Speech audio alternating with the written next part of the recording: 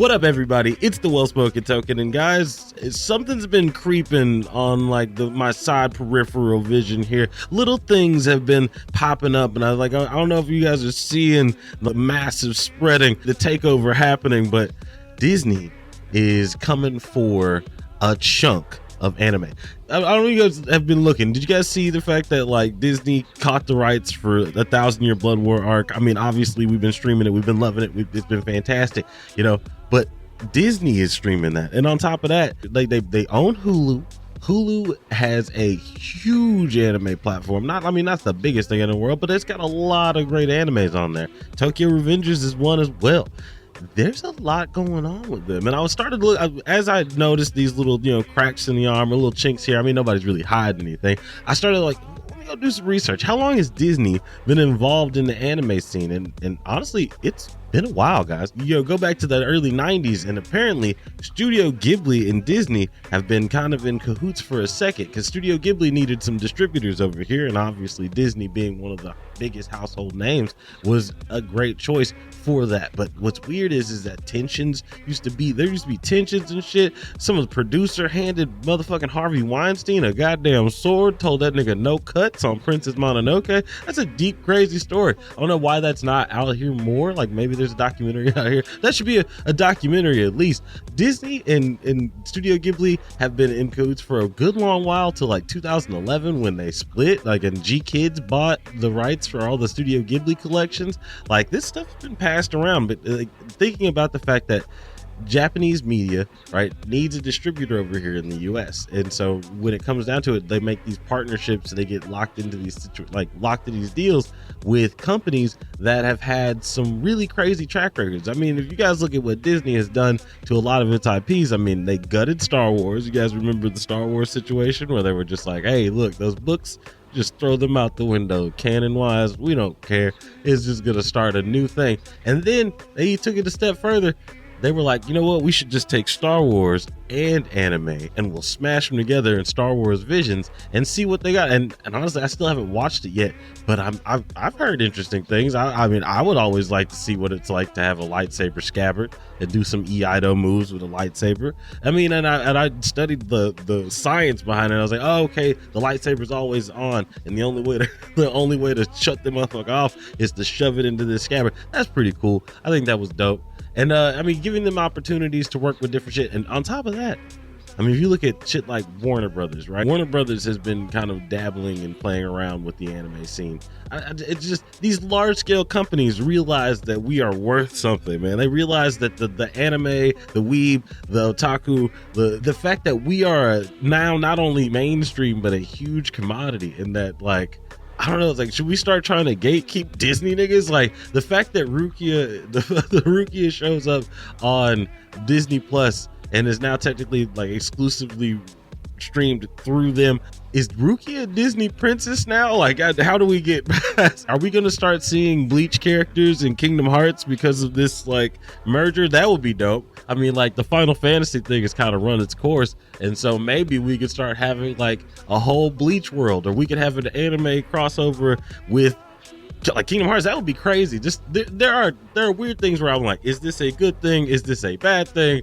I'm up in the air, because again, they gutted Star Wars. What else did they own that they were just like proceeds to Google? Niggas bought the Muppets, like.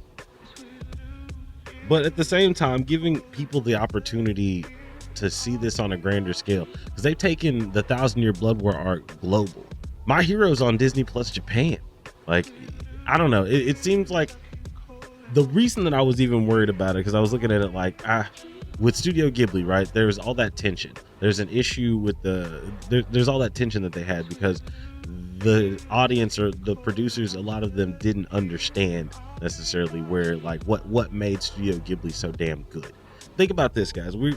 There could have been a world where, when the dub for Princess Mononoke came out, that it was like cut down severely. Like, this is a 2-hour awesome movie, and then Harvey Weinstein, the villain himself, was like, yo, we're gonna go ahead, we want to cut this down. We want to cut it from 2 hours into, some family friendly ish, like some family friendly ish Americanized, or what's the word I'm looking for, regionalized anime that'll or cartoon, really. That's the way they were looking at it, for kids and families, because 2 hours is going to be too long. And for them to have the resilience to kind of go back and say, hey, nah, you know what, let's make this power play and give this nigga a sword and be like, yo, no cuts.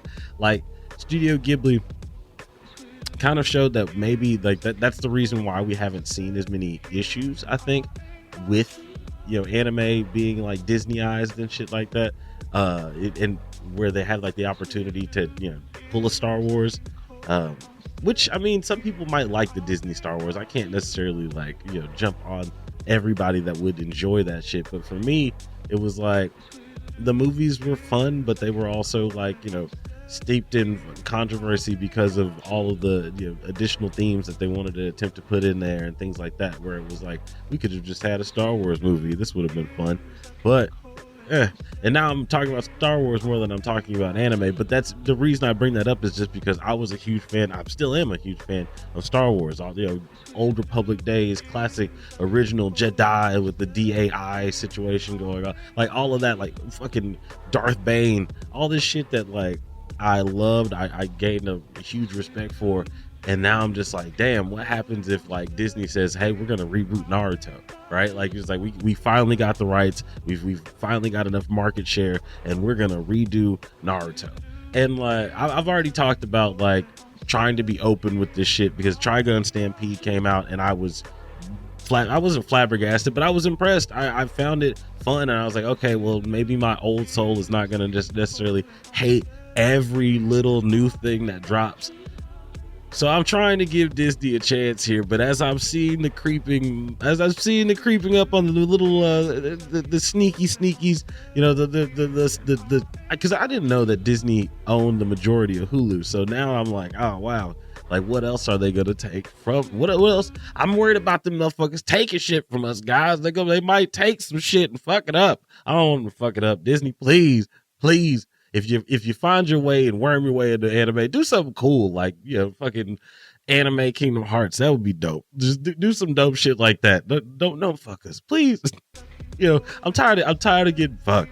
All right, no lube, no Vaseline. Fuck, man.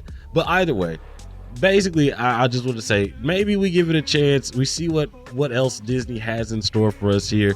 They've got an interesting track record up in the air, but I'm watching you guys. I'm watching you. And while you guys are watching me, please hit the like button, subscribe.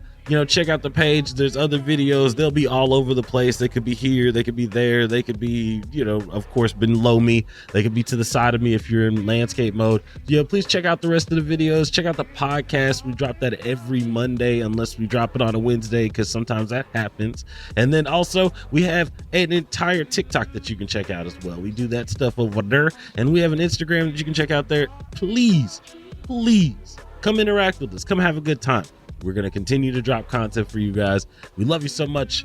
It's the Well Spoken Token, and I'm out.